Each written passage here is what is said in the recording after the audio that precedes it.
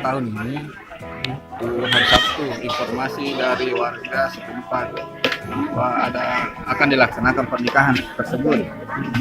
Jadi saya mendatangi keluarga tersebut, keluarga yang akan melaksanakan Pihak perempuan. Saya datangi, ternyata dia tidak mengambil pengantar dari kelurahan, tidak pernah juga datang di kantor kelurahan.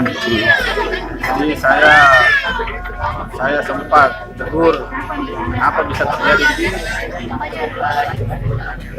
Dan sekarang hari ini terjadi pembatalan pernikahan.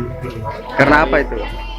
Karena ada dari pihak keluarga mempelai perempuan membatalkan, karena kami juga sudah konsultasi dari pihak perempuan bahwa kalau tetap dilanjutkan pernikahan ini akan melanggar hukum, baik peraturan mengenai perlindungan anak, bisa melanjutkan sekolah pendidikannya dengan baik. Kalaupun anak sudah tidak ingin melanjutkan sekolahnya, mungkin kita akan memberikan semacam pelatihan untuk anak. Untuk pelanjutan sekolahnya sendiri gimana? Kita tetap usahakan melanjutkan sekolahnya.